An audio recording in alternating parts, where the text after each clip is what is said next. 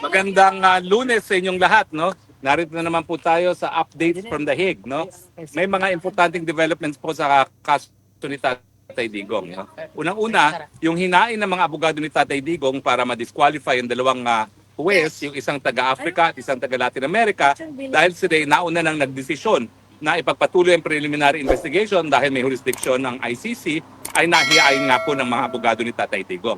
Iba po ito dun sa naunang hinain nila, kasi naunang hinain nila na napasura, iba yung legal basis, no?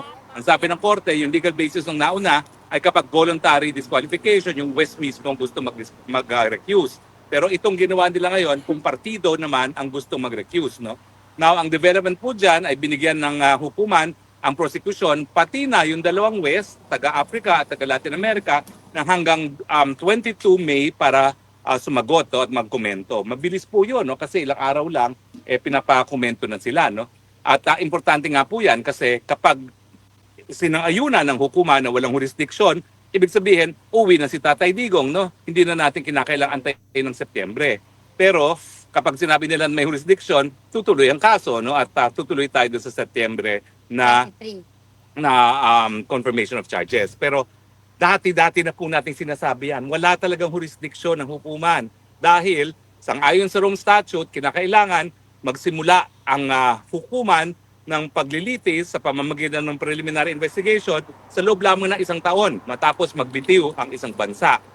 Sinimulan nila, pangalawang taon, natulog sa kangkungan na yung prosecution, hindi natin kasalanan yon at talagang walang jurisdiction. No? So kapag pinangayunan po yan, uwi si Tatay Digong. No? Hindi na kinakailangan antayin pang Setyembre. Now, sa totoo lang po, paulit-ulit na ako sinasabi ko na wala talagang jurisdiction. Pero ito po wala na kasi ibang kaso yung ICC kundi si Tatay Digong. Yung huling Assembly of State Parties, nag-uusap-usap na nga yung mga estado na kasapi pa ng ICC, bubugi na ba natin ng korte kasi wala na silang magawa?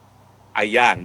So dyan po ako natatakot dahil may mga sweldo sila na pinangangalagaan, baka sabihin nila, sige na, ituloy na natin para may silbi pa ang ICC. Pero sa totoo lang po, bukod sa ang mga miyembro mismo ay nagsabi na doon sa Assembly of State Parties na tutuloy pa ba natin ng ICC na wala namang ginagawa ang ICC, nandyan din yung Amerika na talagang pinupulbos ang ICC. No? Binigyan ng sanctions, hindi lang yung si Prosecutor Kirin, kundi lahat ng mga opisyalis ng ICC at lahat ng empleyado at opisyalis na makipagtulungan na litisin yung mga kaalyado ng Amerika. At sa tingin ko naman, pagdating kay President Trump, kinukonsidera niya hindi lang aliado si Tatay Digong, kundi matalik pang kaibigan. Now, bukod pa dyan sa development na yan, itong si Prosecutor Kirim ay nag-leave. Nag-leave dahil merong reklamo sa kanya na manyakis daw siya. So anyway, hindi pa naman natin alam, hindi pa napapatunayan kung manyakis siya, pero ano ba naman yan? Lilitisin niyo yung Tatay Digong ko, kinidnap niyo, tapos kinulong niyo sa dahig, tapos merong nagreklamo, manyakis yung prosecutor, no? Parang wala naman silang moral authority na litisin ang ating Tatay Digong kung sila mismo maitim ang pagkatao, no? Siyempre, hindi naman natin sinasabi na guilty na itong prosecutor Kirim. Kaya lang, lalo pang dagok yan sa reputasyon ng ICC dahil mantakin mo, may reklamo na ang chief prosecutor ng ICC ay manyakis. Anyway, ang mangyari po dyan, yung deputy prosecutor ang siyang tayong chief prosecutor, no? Ganun naman po yun. Palagi may deputy prosecutor ang ICC. Pero siyempre, dagok talaga sa reputasyon ng ICC. Pinananagot ang mga mahal ng taong bayan gaya ni Tatay Digong. And yet, yung kanilang mga pinakamatataas na opisyales meron din palang bahid ang kanilang personalidad. Now, nakapagtataka po itong inaakusa na manyakis, sa totoo lang, ang duda ko alam niya walang jurisdiction ng hukuman. Kasi hindi po siya yung pumirma doon sa request for arrest warrant labang kay Tatay Digong. Yung deputy. Ang pinagtataka ko, as if naman marami silang kaso, konti nga lang kaso nila, no? Bakit ang pumirma yung deputy prosecutor? Ang duda ko, gaya natin, alam niya wala ng jurisdiction ng ICC. Kasi nga, yung pinalitan ng chief prosecutor, actually yun, galit ang mga kapwa, babaeng Aprikano yan Tapos, galit na galit sila dyan sa Aprikanang yan dahil nga, pinupuruhan lang yung kapwa niya mga taga-Aprika. Anong ginawa? Para masabi na hindi lang Aprikano ang aking pinupuruhan, ayun, kinasuhan si Tatay Digong. Oo nga naman. Sa lahat ng mga kaso na sinampa niya, lahat Aprikano plus Digong Duterte. Pero kung talagang siya mismo ay kumbensado na meron pang jurisdiction ng ICC, bakit hindi niya pinirmahan? Unusual po yan, ha? Dahil konti nga lang ang kaso ng ICC. Normally yan, yung prosecutor ang pipirma. Pero hindi, yung kanyang deputy prosecutor ang kanyang pinapirma. So anyway, yan po ang ating latest updates from The Hague. At ngayon po, 6 to 8 days. Patuloy pa rin ang mga pagdaloy ng tao rito, pagbisita kay Tatay Digong. Ngayon po, merong mga marino na dumalaw kay Tatay Digong. Sige po. Ano pangalan? Warren po. Warren, tapos Oscar. Oscar, Kenneth. Kenneth, okay. John Ray. John Ray, ano po? Yan. O bakit po kayo nandito? Bakit po kayo? Bisita si Tatay Digong. Ganon. Hindi nyo naman nakikita si Tatay Digong. Ba't pa kayo nagpupunta rito? Yung simpatiya. Simpatya, oo. Bakit nyo talagang sinusuportahan si Tatay Digong? Sabihin nyo nga. Mahal namin si Tatay Digong, number 1. Oo, bakit nyo siya minahal? Magandang ginawa. Oo nga eh. Paano ngayon? Anong nangyayari sa Pilipinas ngayon? Nga. Kayo mga marino po ha, diretso ha.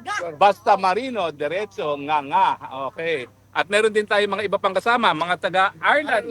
Okay, ang malayo po ang Ireland, no? Ba't po kayo narito nagbibigay ng suporta?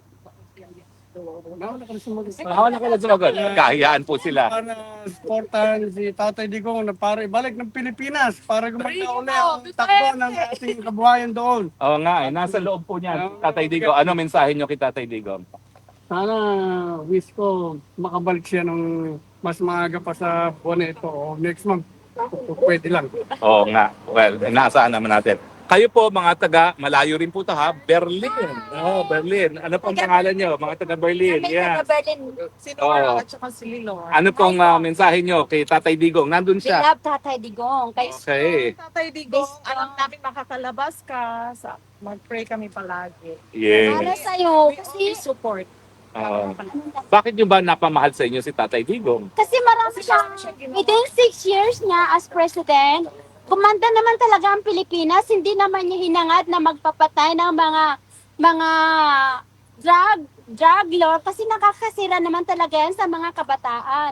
At saka may warning naman siya, di ba? Bakit hindi ka maintindihan ng mga iba-ibang, yung mindset ba ng mga ibang Pilipino? Okay, yan. Kaya yung mga Attorney, may Abag tanong. naman talaga. O, may tanong May, tao. may tanong, attorney. If the petition or motion daw to disqualify both judges will be approved, and then also the motion for the jurisdictional challenge will be approved, makakalabas ba immediately si tatay or may motion pa or mahaba pa Well, proseso? unang-una, re-resolbahin muna po yung motion para ma-disqualify. Okay. Kapag na-disqualify, papalitan. Okay. Kasi meron namang second chamber ang pre-trial division no, ng ICC. So kukuha sila ng dalawang West dun sa second division. No? Kasi nasa first division tayo ngayon. No? So yung dalawa doon, samantala, ipauupuin doon no? Kung sila mag-inhibit. At ang aking prediction naman, hindi naman sila magpipilitan umupo.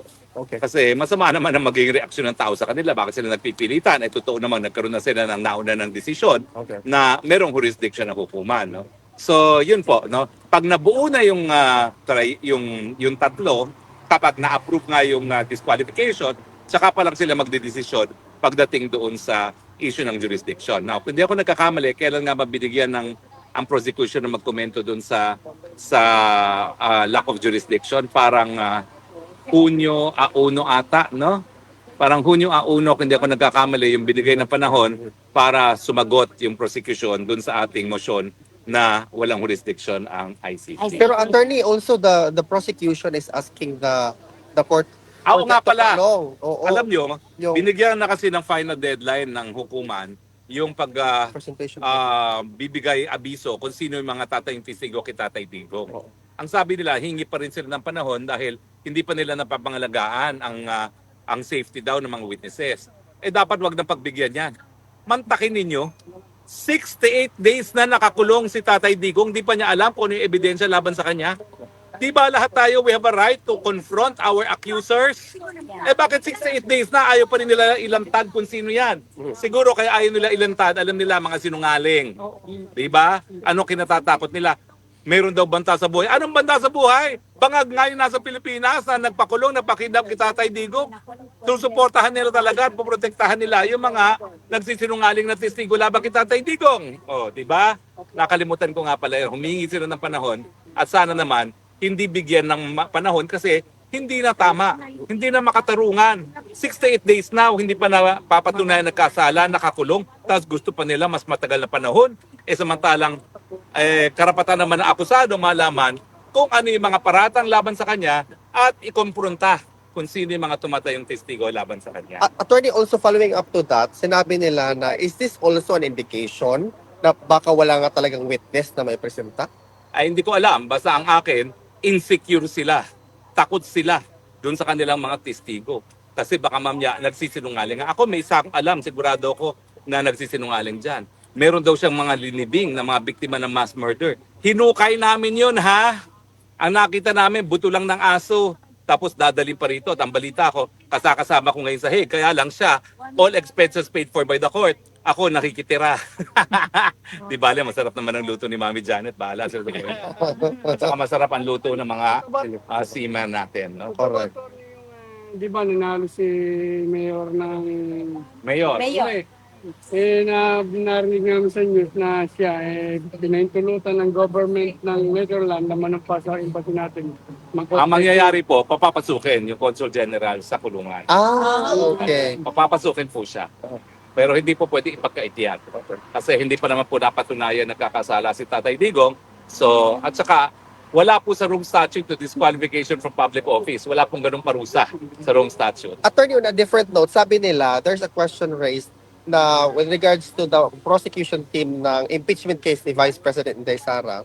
Sabi nila na from 19th Congress to the 20th Congress, dapat daw magkaroon ng plenaryo muna at aprobahan kung sino yung magiging bagong membro ng prosecution with respect to Attorney Jokno and Attorney De Lima. Pwede ba yung attorney na adopted na sila immediately? Hindi, dadaan at dadaan sa plenaryo yan. Okay. Unang-una, meron pang mga nalalabing araw itong 19th Congress. Pwede nang gawin yan kasi parang may 5 araw silang magpupulong pa, no? Magkakaroon ng session. O pwede rin sa 20th session na. Kasi nagkaroon, ang sinusundan natin ng Amerika, nangyari na kasi ito na yung impeachment ni Clinton, sinimulan yung impeachment sa isang Congress, pero yung trial sa kabilang Congress. Okay. So para sila yung maging prosecutor, pwede naman sa 20th Congress sila ma-appoint ng plenaryo ng 20th Congress. Pero bakit binalita na nila na magiging parte sila ng prosecution without even having a plenary first? At least malaman natin dahil alam naman natin puro boka lang ngayon. Talaga namang bilang ng mga araw nila na humarap sila sa hukuman. Okay. Tignan natin kung ano mangyari sa kanila. 'Di ba? Ako, tuwan-tuwa ako na yung mga nagmamagaling ang tatayong prosecutor dahil wala pong mga masyadong trial experience sa mga yan, sa totoo lang. De Lima was an election lawyer, si Jokno, di ko alam kung ginagawa niya sa buhay niya. Yung nakakahala ng attorney, ano masasabi sa naging resulta ng hala ng senador, yung ba may katotohanan ba lahat yung mananalo na yun? Hindi. Well, bilasura ang mga kandidato ng PFP, na kandidato ni Marcos. So ako, happy na ako doon. Dahil ibig sabihin, kangkungan ng Marcos. At siyempre, sa panig naman natin, 5 nakapasok. No? Ang importante, meron na tayong 5 na tututol sa impeachment. Si Robin Padilla, kinakailangan na lang ng 3 pa. Ay marami. Marami naman tayo pagpipilian. Si Mark Villar, yung 2 Estrada, yung 2 Cayetano, yung 5 na yun. Meron Joel Villanueva pa. So sa 6 na yun, siguro yung 3 makakakuha tayo ng 3. Attorney, on another note, sabi ni VP Inday, she made a statement that she is very much happy to go to the impeachment proceeding kasi nga she wants bloodbath. Do you have a reaction to that statement? I support her. Dapat talaga umagos ang dugo dahil sa kawalangyaan nila. Diba? Ako nga winawalangyari nila. Gusto ko rin ng bloodbath. Kung nandyan ako, 2 kami magba-bloodbath. Okay? And your reaction also, attorney, recently, sinabi ni President Marcos, can we be friends? Magkabati na tayo. Is that with respect to VP Inday? Well, of course, I will allow VP Sara to address that. Pero kung tatanungin mo kami, ang sagot ay, nek-nek mo, pagtapos mong kidnapin si Tatay Digong, makipagbati ka, nakawin mo uli dito si Tatay Digong, iuwi mo. Baka po pwede pa magkasundo muli. Otherwise, go jump into the lake. Ah. Diba? Okay, maraming salamat po sa inyong patuloy na tagkilik. Ito po ang yung inyong spokes ng bayan, reporting live from Shevenigan. Hindi ko ma-pronounce yung lintak na pangalan na yan. Okay, Vinay. Shevenigan. Shevenigan Detention Facility from The Hague. Ano, okay ka pa ba sa follow-up Oh, question? meron pa pala. Meron pa follow-up Ay, di question. pa naman ako nagpapaalam. Eh. With respect sa hindi pagdeklara ng dalawang party list, Duterte Youth at also BH party list, what's your reaction to that? Eh, siyempre, kakampi natin yan. Kaya talagang hahadlangan nila. Eh, ang Duterte, mantakin nyo, number 2. Eh, kasi talagang tatak Duterte, no? Eh, siyempre, yan ay 4 na boto pa rin yan para sa minorya, no? Kaya gusto nilang ma-disqualify. Garapalan po yan. Pero tingin ko naman hindi sasang-ayunan yan ng hukuman. Okay. Okay? So, salamat po ha. Hanggang sa muli. Nandito po actually pero bukas na siguro siya magre-report, no? Oo. Anyway, maraming salamat po sa inyong patuloy na pagtangkilik. Ito po si Spokes Harry, reporting live from The Hague. I love you, Philippines. You're the only country I have. You're the only country that I love. God bless the Philippines.